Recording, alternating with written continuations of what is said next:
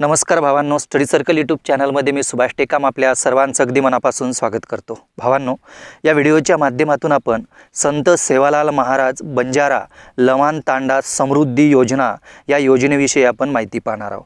बंजारा लमाण तांड्यासाठी स्वतंत्र ग्रामपंचायत निर्माण करणं आणि सामूहिक विकासाच्या विविध मूलभूत सुविधा उपलब्ध करून देण्यासाठी ही योजना राबविण्यात येणार आहे। तर भावांनो, व्हिडिओ शेवटपर्यंत पहा, चांगलं समजून घ्या आणि या यूट्यूब चॅनलमध्ये जर आपण नवीन असाल तर चॅनलला सुद्धा सबस्क्राइब करून ठेवा, कारण या यूट्यूब चॅनलच्या माध्यमातून आपल्याला पेसा ग्रामपंचायत, सर्वसाधारण ग्रामपंचायत आणि केंद्र सरकारची योजना असो किंवा राज्य सरकारची योजना असो त्या योजनेविषयी माहिती मिळत असते।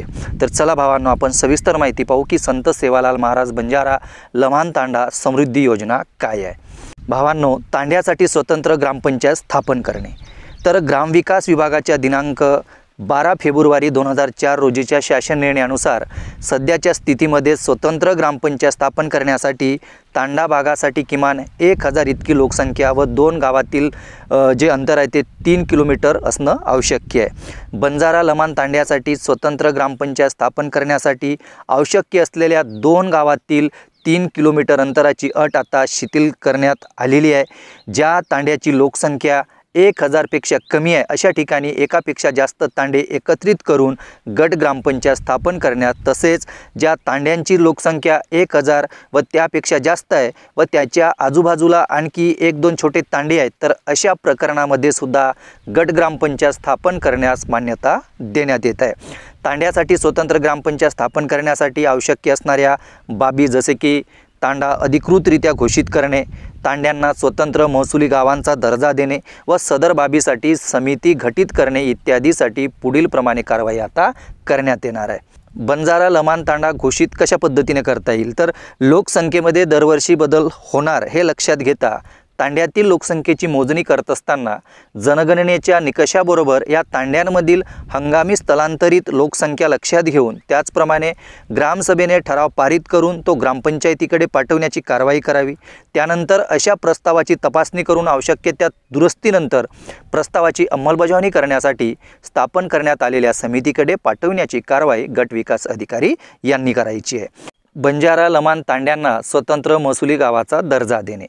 महाराष्ट्रातील विदर्भ, मराठवाडा, खानदेश या भागात मोठ्या प्रमाणात बंजारा लमाण समाज राहत असून पश्चिम महाराष्ट्र आणि इतर विभागात विखुरलेल्या स्वरूपात बंजारा लमाण समाज राहत आहे, परंतु त्या वसाहतीला तांड्याचे स्वरूप नसल्यामुळे कोणतेही अभिलेख किंवा जागेचे नेमके क्षेत्रफळ किती याबाबत सुस्पष्टता नाही। बंजारा लमाण समाजाची अशी होणारी गैरसोय टाळणे गरजेचे असल्यामुळे अशा तांड्यांपासून 2 किलोमीटर परिसरातील 350 लोकसंख्या असलेल्या वसाहतींना सुद्धा पुनर्वसित गावाप्रमाणे तांड्यांचा महसुली गावाचा दर्जा देण्यात येणार आहे। त्यासाठी महाराष्ट्र जमीन महसूल अधिनियम 1966च्या कलम 4 पोटकलम 1 नुसार सर्व तांड्यांना महसुली गावाचा दर्जा देण्यात यावा व महाराष्ट्र जमीन महसूल अधिनियम 1966च्या कलम 4 पोटकलम 1 अनुसार समितीमार्फत प्रत्येक तांड्याला महसुली गाव घोषित करण्याचा प्रस्ताव तयार करून महसुली गाव घोषित करण्याची कारवाई सुद्धा आता करण्यात येणार आहे। बंजारा लमाण तांडा वस्ती घोषित करणे, गावठाण जाहीर करणे, तांड्याला महसुली गाव घोषित करण्याची कारवाई करणे, ग्रामपंचायत स्थापन करण्याची कारवाई करणे इत्यादी व इतर अनुषंगिक कारवाईसाठी जिल्हास्तरीय समिती खालीलप्रमाणे गठीत करण्यात येणार आहे। तर भावांनो, ही जिल्हास्तरीय समिती असणार आहे आणि या जिल्हास्तरीय समितीमध्ये कोणते अधिकारी असणार आहेत तर पहा, जिल्हाधिकारी, मुख्य कार्यकारी अधिकारी, जिल्हाधिकारी ह्या समितीचे अध्यक्ष असतील, मुख्य कार्यकारी अधिकारी जिल्हा परिषद हे सहअध्यक्ष असतील, उपविभागीय अधिकारी हे सदस्य असतील, तहसीलदार हे सदस्य असतील, तालुका निरीक्षक, भूमी अभिलेख हे सदस्य असतील, गटविकास अधिकारी सदस्य असतील,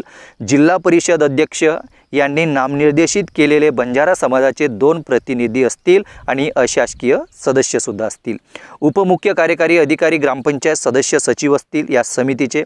भावांनो, आताच आपण या समितीची रचना पाहिली, आता या समितीची कार्यकक्षा काय असणार आहे, या समितीला कोणकोणते कार्य पार पाडावे लागणार आहे त्या संबंधी माहिती पाहू। बंजारा लमाण तांडा घोषित करणे, गावठाण जाहीर करणे, बंजारा लमाण तांड्यांना महसुली गाव घोषित करणे, ग्रामपंचायत स्थापन करण्याचा प्रस्ताव तयार करणे व तांड्यांसाठी ग्रामपंचायत स्थापन करण्याच्या अनुषंगाने पुढील योग्य ती कारवाई करणे। इतर सर्व अनुषंगिक कामे उपरोक्त नमूद कारवाई प्राधान्यक्रमाने पूर्ण करण्यात येणार आहे। प्रक्रिया पूर्ण होईपर्यंत दरमहा आढावा बैठक सुद्धा घेण्यात येणार आहे। बंजारा लमाण तांड्यांचा विकास आता कशा पद्धतीने केला जाईल, तर बंजारा लमाण तांड्यांच्या विकासासाठी तांड्यातील रहिवाशांच्या गरजा लक्षात घेऊन संत सेवालाल महाराज बंजारा लमाण तांडा समृद्धी योजनेअंतर्गत सर्व आवश्यक मूलभूत सुविधा पुरवण्यात येणार आहे। तसेच तांड्यांना द्यावयाच्या मूलभूत सुविधा या शासनाच्या प्रचलित मूलभूत सुविधा पुरविण्याच्या धोरणानुसार उपलब्ध करून देण्यात येणार आहे। वरील मूलभूत सुविधा पुरवण्याच्या अनुषंगाने पुढील प्रमाणे कारवाई करण्यात येईल। प्रत्येक तांड्यात सर्व आवश्यक मूलभूत सुविधेच्या उपलब्धीसंबंधी मॅपिंग करण्यात येणार आहे व पुढील 3 वर्षात सर्व सुविधा प्रत्येक तांड्यात उपलब्ध होतील याबाबतचा कार्यक्रम आखून कार्यान्वित करण्यात येणार आहे। या योजनेअंतर्गत करावयाच्या कामांचा ग्रामपंचायतीकडून प्राप्त झालेला प्राधान्यक्रम व निकड लक्षात घेऊन कामाची निवड करण्यासाठी मुख्य कार्यकारी अधिकारी जिल्हा परिषद यांच्या अध्यक्षतेखाली सुद्धा समिती गठीत करण्यात येणार आहे। भावांनो, समिती खालीलप्रमाणे असणार आहे। मुख्य कार्यकारी अधिकारी जिल्हा परिषद हे या समितीचे अध्यक्ष असणार आहे। अतिरिक्त मुख्य कार्यकारी अधिकारी हे सदस्य असणार आहे। कार्यकारी अभियंता बांधकाम पाणी पुरवठा हे सदस्य असणार आहे। मुख्य लेखा व वित्त अधिकारी हे सुद्धा सदस्य असणार आहे। मुख्य कार्यकारी अधिकारी ग्रामपंचायत हे सदस्य असणार आहे। गट विकास अधिकारी हे सुद्धा सदस्य असणार आहे। समाज कल्याण अधिकारी हे सुद्धा सदस्य असणार आहेत आणि विषयानुरूप विशेष निमंत्रित सदस्य सुद्धा याच्यामध्ये असतील। जिल्हा परिषद अध्यक्ष यांनी नामनिर्देशित केलेले सदस्य, बंजारा समाजाचे 2 प्रतिनिधी आणि अशासकीय सदस्य, प्रकल्प संचालक, एकात्मिक ग्रामीण विकास यंत्रणा हे सदस्य सचिव असणार आहे। आता या योजनेची अंमलबजावणीची यंत्रणा कशा पद्धतीने असणार आहे, तर सदर योजनेअंतर्गत प्रामुख्याने बंजारा लमाण तांड्यांना विविध प्रकारच्या मूलभूत सुविधा उपलब्ध करून देणे या बाबींचा समावेश आहे। ही बाब लक्षात घेऊन ही योजना ग्रामविकास विभागामार्फत राबविली जाणार असून त्याची अंमलबजावणी सनियंत्रण याबाबतची संपूर्ण जबाबदारी मुख्य कार्यकारी अधिकारी यांची राहणार आहे। कामाच्या निकडीचे अधिकार या योजनेअंतर्गत द्यावयाच्या सर्व कामांचा ग्रामपंचायतीकडून प्राप्त झालेला प्राधान्यक्रम व निकड लक्षात घेऊन कामाची निवड करण्याचे पूर्ण अधिकार मुख्य कार्यकारी अधिकारी जिल्हा परिषद यांच्या अध्यक्षतेखालील समितीला राहणार आहे। यासाठी आराखडा तयार करावा लागणार आहे आणि मुख्य कार्यकारी अधिकारी यांच्या अध्यक्षतेखाली गठीत करण्यात आलेल्या समितीची मान्यता घेऊन पुढील कारवाई करण्यात येणार आहे। प्रत्येक तांड्यात सर्व मूलभूत सुविधा पुढील 3 वर्षात उपलब्ध होतील यासाठी नियोजनबद्ध कार्यक्रम आखून त्याची अंमलबजावणी करण्यात येणार आहे। मंजूर झालेल्या कामामध्ये अपवादात्मक परिस्थितीमध्ये बदल करण्याचे अधिकार मुख्य कार्यकारी अधिकारी जिल्हा परिषद यांना असतील। आता सर्वात महत्त्वाचा प्रश्न, योजनेसाठी निधीची उपलब्धता किती असणार आहे, तर संत सेवालाल महाराज बंजारा लमाण तांडा समृद्धी योजना ही 100% राज्य पुरस्कृत योजना असणार आहे। सदर योजनेचा समावेश कार्यक्रमांतर्गत योजना या अंदाजपत्रकीय शीर्षकाखाली राहील। सदर योजनेसाठी प्रत्येक वर्षी आवश्यक निधी उपलब्ध करून देण्यात येईल। सदर योजना राज्यातील बंजारा लमाण समाजाच्या विकासासाठी आवश्यक असलेल्या सामूहिक विकासाच्या सुविधा पुरवण्यासाठी राबविण्यात येणार आहे। प्रत्येक तांड्यासाठी मंजूर आराखड्याप्रमाणे निधी उपलब्ध करून देण्यात येईल। तसेच प्रत्येक तांड्यासाठी किमान 30 लाख इतका निधी उपलब्ध करून देण्यात येणार आहे। किती? 30 लाख रुपये। प्रत्येक जिल्ह्याला प्राप्त निधीपैकी 2% निधी हा प्रशासकीय खर्चासाठी देय राहणार आहे।